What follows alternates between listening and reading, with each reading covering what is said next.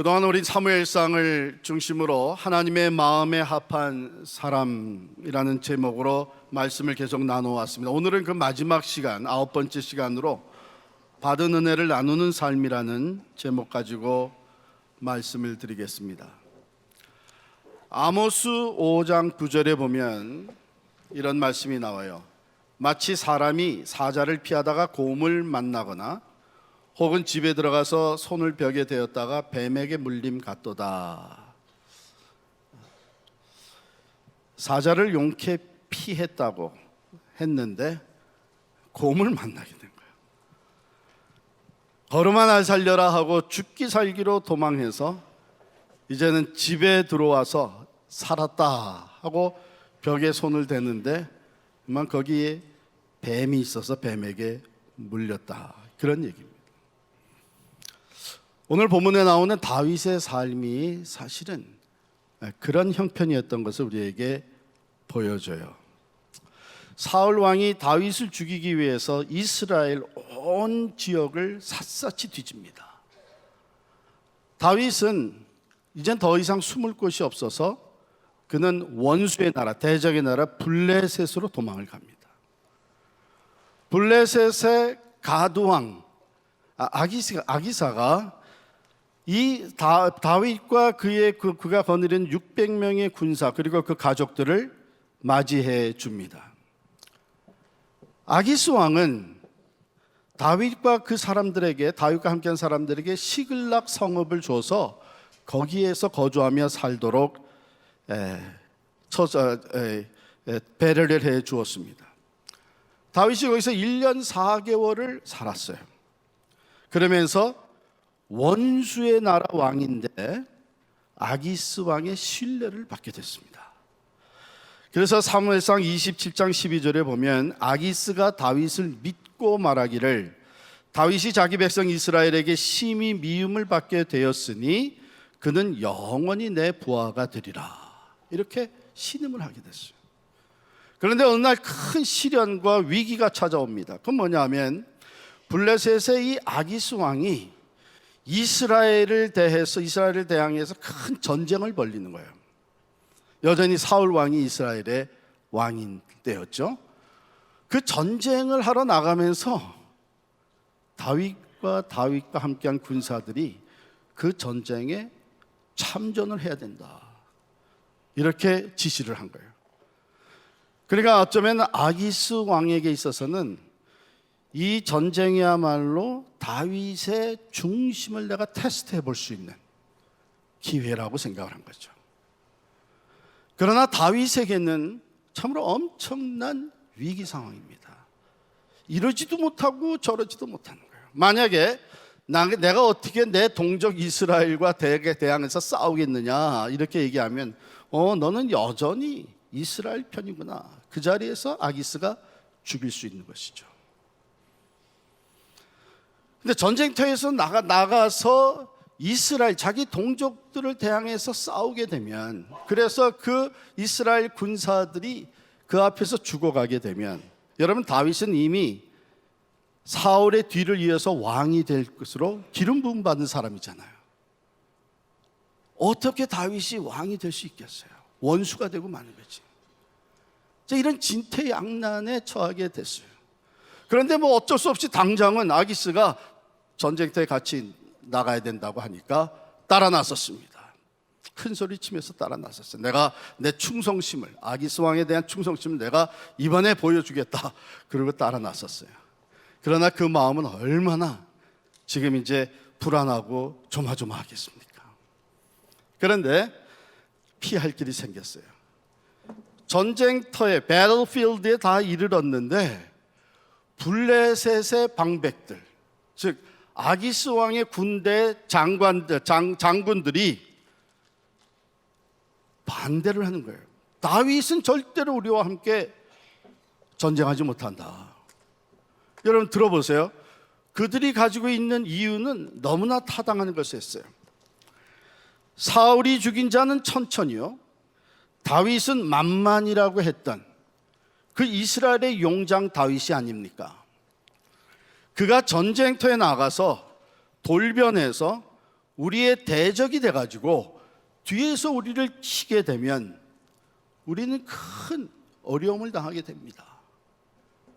그럴 가능성이 충분히 있는 게 어쩌면 다윗에게는 이번에 우리들을 죽임으로 인해서 자기를 미워하는 사울 왕과 이스라엘 사람들과 다시 화합할 수 있는 좋은 기회로 삼을 수 있지 않겠느냐. 굉장히 리즈너블한 얘기였어요. 그러니까 아기스 왕이 다윗을 신뢰했지만 더 이상 거기에 토를 달 수가 없었습니다. 그래서 다윗과 그와 함께한 600명의 군사를 다시 돌려보내요. 시글락으로 너희는 돌아가라. 다윗은 속과는 달리 큰 소리를 칩니다. 내가 뭐가 못 믿어서 내가 내 주 왕의 원수와 싸우지 못하게 하시나이까. 이렇게 큰 소리를 치면서 마지못해서 돌아가는 것처럼 시글락으로 돌아가요. 그러나 돌아선 다윗은 얼마나 큰 안도의 숨을 쉬었겠어요. 그래서 시글락으로 또 돌아가 보니까 3일 전에 거길 떠났는데 3일 후에 돌아가 보니까 말할 수 없는 끔찍한 일이 벌어진 거예요. 아불사, 즉 사자는 피한 것 같은데 곰을 만나게 된 그런 형편입니다. 자기들의 처소인 시글락이 아말렉 사람들이 쳐들어와 가지고 시글락을 쳐서 불사르고 거기에 있는 젊거나 늙은 여인들은 한 사람도 죽이지 아니하고 다 사로잡아 끌고 갔더라. 이렇게 30장 1, 2절에 기록이 되어 있습니다. 다윗의 두 부인뿐만 아니라 그 600명 군사들의 모든 아내와 자녀들이 사로잡혀가고 성읍은 불타고 물건은 다 빼앗긴 거예요. 이 처절한 상황을 보면서 다윗과 함께 있던 이 600명의 군사들은 울기를 시작하는데, 고통하며 울기를 시작하는데 기력이 다해서 더 이상 울 수 없을 때까지 애통하였습니다. 그런데 그 슬픔이 오래가지 않아서 원망으로 발전하게 되었고, 도대체 이게 그러면 누구 책임이냐? 다윗 책임이다. 다윗 때문에 이런 일이 일어났다 해가지고 그들 중에 많은 사람들이 돌을 들어가지고 다윗을 쳐 죽이려고 하는 이런 상황이 벌어졌어요. 그러니까 사자를 피했더니 곰을 만나게 되고, 곰을 피해서 도망가다가 이제는 뱀에게 물리는, 즉 자기 사람들에 의해서 죽임을 당할 수 있게 되는 형편에 놓이게 됐습니다.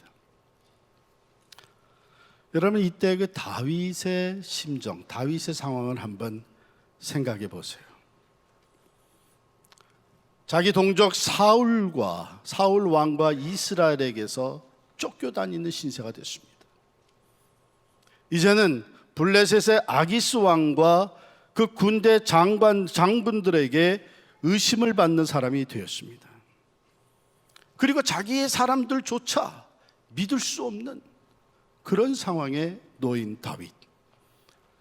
이 다윗의 슬픔과 그 고독, 그 고통과 두려움, 여러분 느껴볼 수 있겠습니까? 어쩌면 여러분들 중에 과거 그런 경험을 해보신 분이 있을 수 있을 거예요. 아니면 지금 과 같은 그런 상황에 놓여 있는 분들은 없습니까? 세상의 모든 사람들로부터 버려진 것 같은 그 슬픔, 어느 누구도 신뢰할 수 없는 그 고독함, 모두가 나를 대적하는 것 같은 그 고통과 두려움. 그렇다면 여러분, 다음의 말씀에 꼭 귀를 기울이시기 바랍니다. 이런 상황에 있던 다윗은 30장 6절에 보니까 그의 하나님 여호와를 힘입고 용기를 얻었더라. 도무지 용기를 낼 수 없는 상황입니다. 오직 두려움과 고독함과 실망과 좌절에 빠질 수밖에 없는 상황인데, 그의 하나님 여호와를 힘입고 용기를 얻었더라. 어떻게? 이 짧은 구절에는 그런 어떻게 그러면 용기를 얻었는지 이 길을 설명해 주지 않는데 이렇게 생각할 수 있어요. 그런데 이 짧은 구절이 그의 하나님 여호와를 힘입고 용기를 얻었더라 하는 이 구절이요, 그대로 어떻게 하나님을 힘입어 용기를 얻을 수 있는지를 우리에게 보여주고 있습니다. 잘 보세요. 여기에는 뭐라고 시킨, 이스라엘의 하나님 여호와를 힘입고 용기를 얻었다라고 기록되어 있지 않고 그의 하나님, His God, 그의 하나님 여호와를 힘입고 용기를 얻었다 그랬습니다. 여러분, 지금 다윗의 형편은 더 이상 My house, my city, my possessions, my people이라고 할 것은 하나도 없습니다. There's no more my people, my city, my possessions, and my house. 다 잃어버렸습니다. 그런데 다윗이 의지할 수 있는 하나가 남아있는데 My God, my God, 나의 하나님. 그 하나님은 여전히 다윗과 함께 있다고 하는 것, 그 하나님은 지금도 나와 함께 있다고 하는 것을 다윗은 기억했습니다.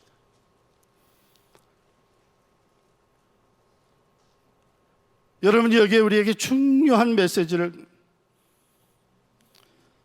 만일 우리가 신앙생활하면서 우리의 신앙 고백이 우리 백성들의 하나님, 우리 부모와 우리 가정의 하나님, 우리 교회의 하나님으로만 고백하고 있다면, 백성들이 나를 버리고 가족이 나를 등지고 교회가 나를 실망시킬 때에 우리는 하나님도 잃어버리게 됩니다.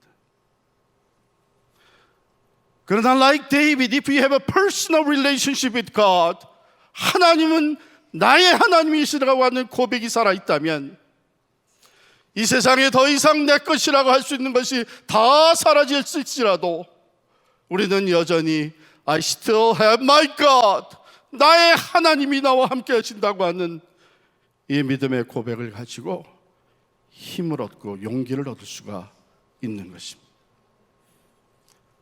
우리의 신앙 고백이 이렇게 퍼스널하게 공동체 하나님으로만 끝나는 것이 아니라 나의 하나님이 되신다고 하는 산 체험을 가지고 있는 것은 너무나도 소중한 것입니다. 그때 우리는 하나님으로 인해 힘을 얻을 수 있습니다. 그러므로 하나님을 자기의 하나님으로 섬길 수 있는 사람은 복된 사람입니다. 다윗은 고백합니다. 여호와는 나의 목자시니 내게 부족함이 없으리라. 시편 18편의 말씀입니다. 나의 힘이 되신 여호와여, 내가 주를 사랑하나이다. 여호와는 나의 반석이시요 나의 요새시요 나를 건지시는 자요, 나의 하나님이시요 내가 그 안에 피할 나의 바위시요 나의 방패시요 나의 구원의 뿌리시요 나의 산성이시로다. 사랑하는 성도 여러분, 이 고백은 오늘 우리에게도 얼마든지 주어질 수 있는 고백입니다. 왜? 우리가 읽고 묵상하고 배우고 또한 그 말씀대로 살아가려고 하는 성경 말씀이 하나님이 어떤 분이신 것을 우리에게 구체적으로 보여주고 있기 때문입니다. 그 하나님은 신실하신 하나님, 전능하신 하나님, 변함이 없으신 하나님, 구원과 능력의 하나님, 그는 나를 사랑하시는 하나님이라는 것을 우리는 말씀을 통해 굳게 붙잡을 수 있기 때문입니다.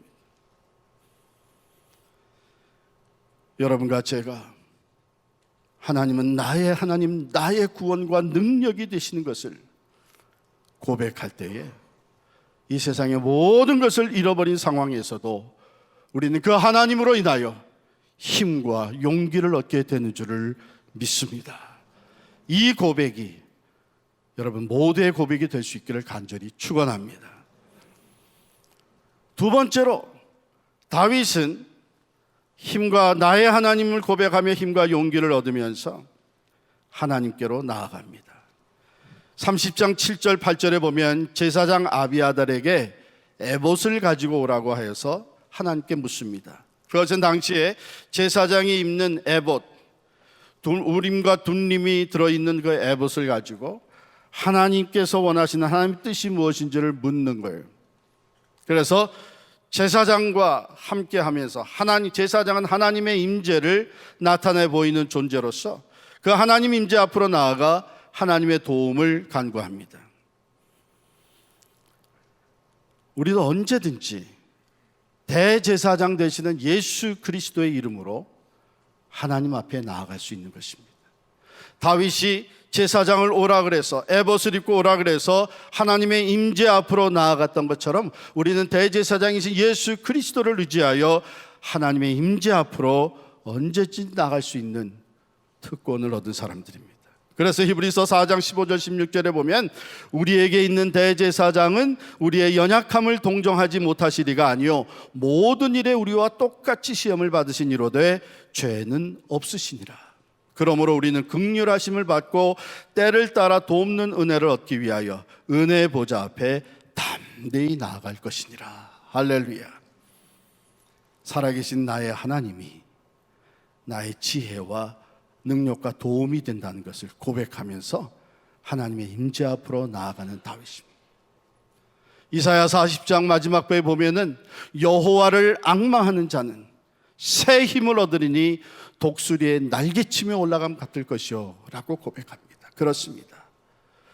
세상의 모든 것을 다 잃어버린다고 해도 나의 하나님을 온전히 신뢰하며 하나님의 임재 앞으로 나아가는 자는 새 힘을 얻게 되고 힘과 용기를 얻게 되는 줄을 믿습니다.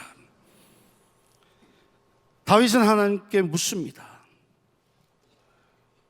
하나님 앞에 나아가 하나님께 묻고 하나님의 지시를 받음으로 말미암아 다시 반전이 일어나게 되는 것을 보게 되죠. 내가 이 군대를 추격하면, 이 아말렉 군대를 추격하면 따라잡을 수 있겠습니까? 하나님은 응답하셨습니다. 그를 쫓아가라. 내가 반드시 따라잡고 도로 찾으리라. 30장 6절에 응답하셨습니다. 다윗은 하나님의 말씀을 믿고 순종하면서 아말렉을 쫓아갑니다. 600명의 군사를 데리고 쫓아가는 도중에 길가에 한 어린 소년이 죽어가고 있는 것을 보게 돼요. 애굽인 소년입니다. 이 소년은 본래 아말렉 사람의 주인을 섬기고 있던 종이었습니다. 그런데 이 소년이 병이 들어 약해지니까 이 주인이 시글락을 치고 돌아가는 길에 그냥 이 소년을 길거리에 죽게 내버린 거예요.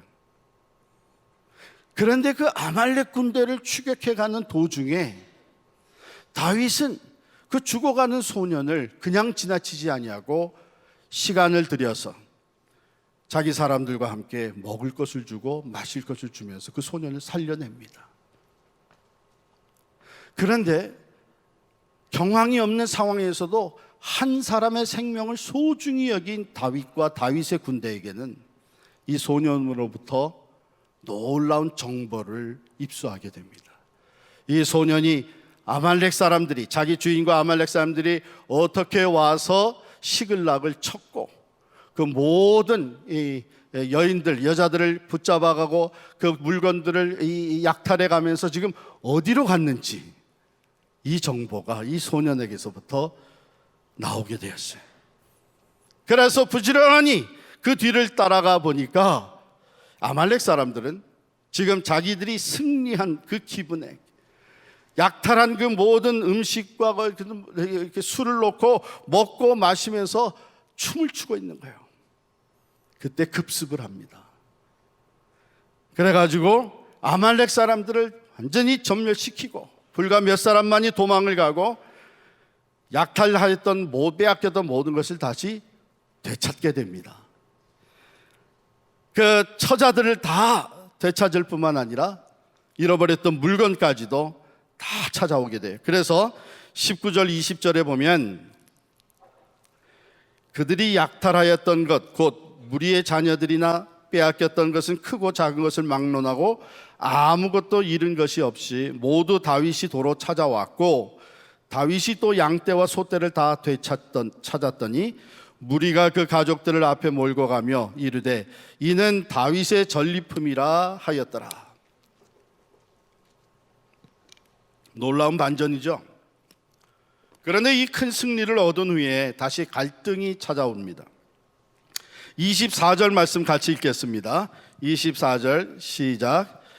이 일에 누가 너희에게 듣겠느냐? 전장에 내려갔던 자의 분깃이나 소유물 곁에 머물렀던 자의 분깃이 동일할지니 같이 분배할 것이니라 하고, 우리가 이 말씀을 잘 이해하기 위해서 먼저 여기에 이 일이라고 하는 것이 뭐냐? 이 일에 누가 너에게, 이 일이라는 것은 뺏어온 그 전리품을 분배하는 일을 말하는 거예요. 아말렉을 추격해 가던 도중에 600명이 같이 출발을 했는데 그 중에 한 200명은 기력이 약해졌습니다. 그래서 부솔 시내라고 하는 것을 건너지 못하고 뒤에 머물게 되었어요. 그러니까 실제로 가서 싸워서 물건들을, 사람들 다, 처자들을 되찾아온 사람들은 400명의 군사, 200명은 뒤에 남게 됐습니다. 그러니까 이 400명 중에 적지 않은 사람들이 우리가 이들의 처자는 다 돌려줄 수 있지만 물건은 돌려줄 수 없다. 이거는 우리가 싸워서 다시 되찾은 거니까 우리끼리 나눠 가져야 된다. 이런 얘기를 한 것이에요.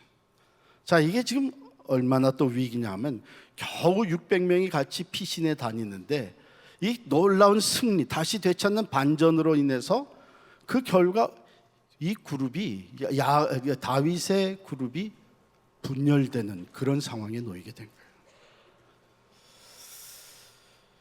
이 너희라고 하는 사람, 다윗이 얘기하죠. 이 일에 누가 너희에게 듣겠느냐? 바로 이런 말을 한 사람들은 어떤 사람들이었느냐? 성경은 그 사람들은 악한 자와 불량배들이라고 기록을 하고 있습니다. 악한 자와 불량배들, evil men and troublemakers. 그런데 여러분, 우리가 세상적인 안목으로 보게 되면 그걸 꼭 악하다고 얘기할 수 있느냐?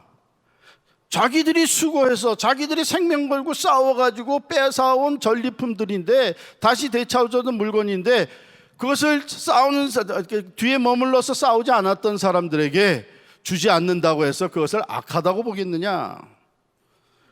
그것을 문제 있는 불량배들이라고 얘기할 수 있겠느냐? 이렇게 할 수 있겠어요. 그러나 다윗은 여기서 분명하고도 단호하게 얘기를 합니다. 전장에 내려갔던 자의 분깃이나 소유물에 머물렀던 자의 분깃이 동일할지니 같이 분배할 것이니라. 다윗은 200명을 다 품고 똑같이 전리품을 우리가 분배해서 가질 것이니라. 이렇게 마음의 포용력을 갖고 얘기를 합니다. 자, 우리가 생각해 보면, 이제 다윗이 승리했으니까 이것은 어쩌면 승리자의 여유다, 이렇게 얘기할 수도 있고, 아니면 전리품을 많이 빼앗았으니까 가진 자의 이 선대다, 이렇게 얘기할 수도 있겠죠. 가진 자기 때문에 선심을 베풀 수 있는 거 아니냐, 승리했기 때문에 저런 여유가 생기는 거 아니냐, 그럴 수도 있겠어요. 그러나 여러분, 비록 아말렉을 쳐서 승리는 했지만 지금 다윗의 처지는 인간적으로 그럴 만한 여유가 있는 처지는 아니었습니다. 여전히 사울과 이스라엘에게 쫓겨다니는 상태였고요. 이제는 또 아기스의 군대 장관들이 자기를 어떻게 대할지 모르는 불안함과 두려움에 휩싸여 있었습니다. 원수의 땅에서 내가 언제나 벗어나 이스라엘로 돌아가게 될지 아주 내일이 암담한 그런 형편이었습니다. 그런 상황 속에서도 다윗은 이렇게 너그럽게 뿐만 아니라 단호하게 전리품을 나눌 수 있었던 그 근거는 어디에 있느냐? 이게 중요한데요. 우리 23절을 다 같이 읽겠습니다. 23절 읽습니다. 다윗이 이르되 나의 형제들아 여호와께서 우리를 보호하시고 우리를 치러 온 그 군대를 우리 손에 넘기셨은즉 그가 우리에게 주신 것을 너희가 이같이 못하리라. 이게 다윗의 신앙이에요. 지금 그 악한 자들과 불량배들은 이건 우리가 싸워서 우리가 수고해서 우리가 쟁취한 것이니 이건 우리 것이다 이렇게 얘기하고 있는데 다윗은 아니다. 이건 하나님이 우리에게 주신 것이다. 하나님께서 우리의 길을 인도하여 주셨고 하나님께서 우리가 아말렉을 칠 때에 우리의 힘과 능력이 되어 주셔서 승리하게 해주셨고 그래서 우리가 얻은 이 모든 것은 하나님이 우리에게 주신 것이 아니냐. 그러니 모두가 다 함께 나누는 것이 마땅하다. 이것은 하나님이 베풀어 주신 은혜요. 당연히 하나님의 은혜는 우리가 다른 형제들과 나누는 것이 마땅하다. 이게 다윗의 고백이었습니다. 그런데 다윗은 한 걸음 더 나아가서 그가 얻은 전리품을 여호와의 원수에게서 탈취한 것을 너희에게 선사하노라 하면서 이스라엘에 있는 이스라엘 땅 헤브론과 헤브론 남부 지방 지역에 있는 친구 유다 장로들에게 보냅니다. 이것은 아주 지혜로운 일인데 장차 언젠가는 이스라엘로 돌아가서 사울의 뒤를 이어서 왕이 될 사람이기 때문에 이스라엘의 장로들과 좋은 관계를 유지하는 것이 필요했던 것이죠. 여기서 우리가 배우게 되는 교훈은 약한 자들을 돕고 어려운 자들에게 베풀 수 있는 삶은 감사의 마음에서 나온다는 것입니다. 내가 얻은 모든 것이 하나님이 내게 주신 하나님의 은혜라고 하는 것을 고백할 수 있을 때 하나님께 대한 감사가 우러나오게 되고 그러므로 하나님께 감사함으로 예물을 드릴 수 있게 될 뿐만 아니라 그것 가지고 어려운 이웃과 나누며 기쁨으로 은혜를 베푸는 삶을 살 수 있다는 것이죠. 왜? 내가 은혜로 받은 것이기 때문에 내가 또한 기쁨으로 은혜를 베풀 수 있게 되는 것입니다. 그러나 이것은 내가 수고하여 얻은 내 것이라고 하는 마음이 앞서게 되면 우리는 인색해집니다. 하나님께 드리는 헌금도 예물도 인색해질 수밖에 없고요. 다른 사람에게 어려운 사람에게 베푸는 것은 더 이상 하기가 어려워집니다. 하나님의 마음에 합한 사람은 어떤 사람이냐? 하나님은 하나님의 은혜가 흘러가기를 원하시는 분이시기 때문에 하나님의 마음에 합한 사람은 하나님이 베풀어 주신 은혜를 깨닫고 감사하며 하나님께 보답하는 삶, 그것을 가지고 이웃과 나누는 삶을 사는 사람, 하나님 기뻐하는 사람입니다. 다음 주에는 우리 추수감사절입니다.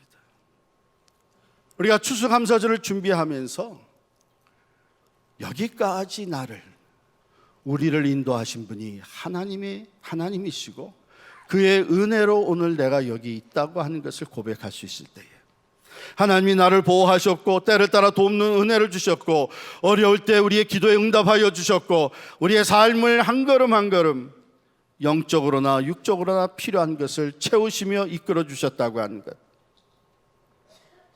이것을 고백할 수 있을 때에 우리는 진정 감사가 넘치고 하나님 앞에 기쁨으로 예물을 드리며 이웃들에게 내가 받은 것으로 나누는 감사절을 지낼 수가 있게 됩니다. 그러나 내가 땀 흘려 수고하여 얻은 것, 이건 내 것인데 이런 생각을 갖게 되면 하나님께 드리는 것도 인색해지고 주변의 어려운 자들에게 나누는 것도 어려워집니다. 생각해 보십시다.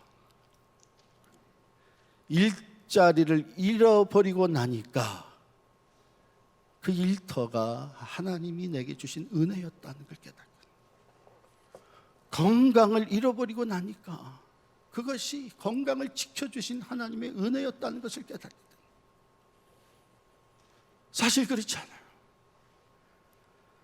내가 일자리를 걷게 된 것도, 또 일할 수 있는 건강이 있은 것도, 또 열심히 땀 흘려 일했을 때에 그 열매를, 그게 헛되지 아니하고 열매를 거둘 수 있었던 것도 이게 하나님의 은혜입니다.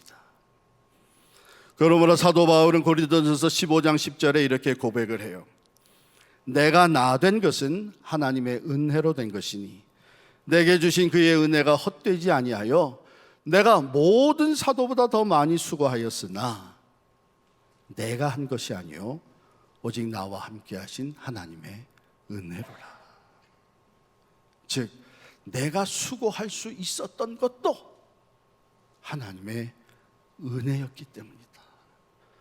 여러분, 하나님의 은혜가 아니면 내가 수고할 수 있는 건강도, 일자리도, 땀 흘려서 사역할 수 있는 봉사의 기회도 주어지지 않는 거예요.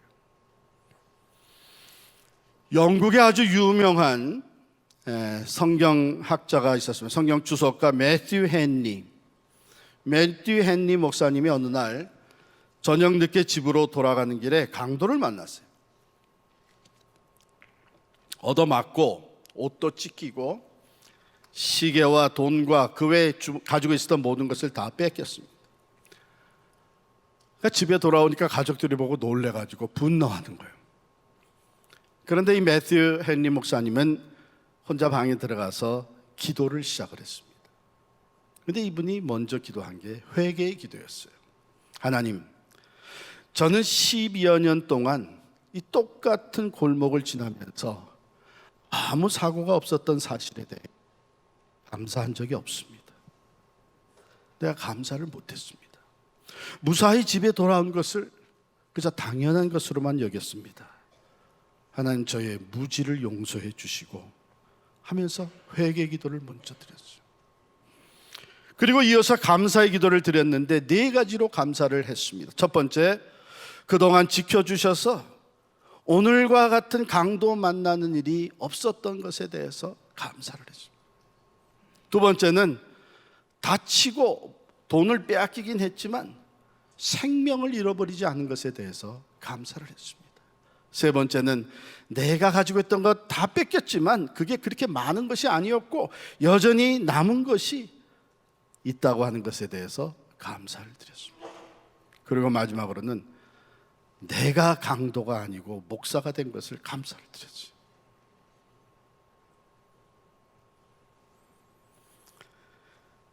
사랑하는 성도 여러분, 감사는 감사할 만한 모든 여건이 주어졌기 때문에 하는 감사도 있지만 진정한 감사는 감사의 마음에서 우러나오는 것입니다. 그래서 나의 하나님께서 지금까지 나와 함께 하신 모든 것에 대해서 감사할 수 있는 사람은 지금 상황이 어려워도 그럼에도 불구하고 강도를 만났음에도 불구하고 거기서 감사할 조건들을 충분히 찾아낼 수 있는 것이죠. 한 사람의 삶이 감사로 채워진다면 그 사람은 기쁨과 소망이 넘치게 될 뿐만 아니라 그 사람의 마음에는 하나님의 평강이 임하고 하나님은 작은 것에 감사하는 자에게 더 큰 것을 주시는 줄을 믿습니다. 다가오는 추수감사절이 참으로 하나님이 베풀어 주신 은혜에 감사하면서 하나님께 드릴 예물을 정성껏 준비해 먼저 하나님께 감사하는, 예배하는 감사주일이 되기를 축원합니다. 더 나아가서 어려운 이웃들, 특별히 영적으로 침체된 이웃들을 찾아가 내가 받은 은혜를 나누면서 그들을 격려하고 세워주는 감사절이 될 수 있기를 축원합니다.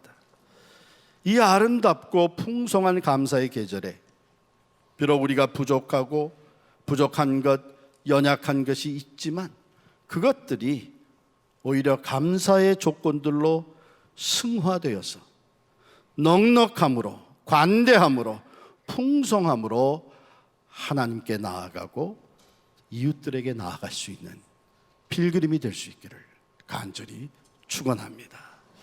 기도하겠습니다.